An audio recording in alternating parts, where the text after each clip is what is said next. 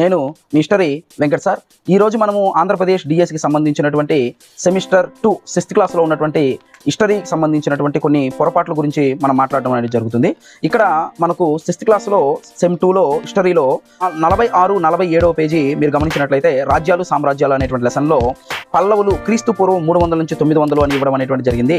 అది క్రీస్తు పూర్వం కాదండి, క్రీస్తు శకము అని చెప్పేసి ఉండాలి. 46వ పేజీ ఇంగ్లీష్ మీడియంలో కరెక్ట్గా ఇచ్చారు, 47వ పేజీలో కొంచెం రాంగ్గా ఉంది.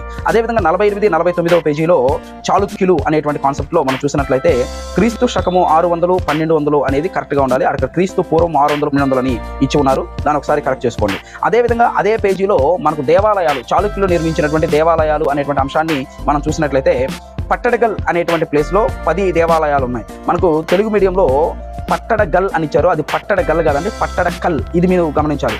అదేవిధంగా టెంపుల్స్ దగ్గరకు వచ్చేసరికి మొత్తం 10 టెంపుల్స్ ఉన్నాయన్నాడు. 10 టెంపుల్స్లో 6 దేవాలయాలు ద్రవిడ శైలిలో, 4 దేవాలయాలు నగర శైలిలో ఉన్నాయి. ఇది కరెక్ట్.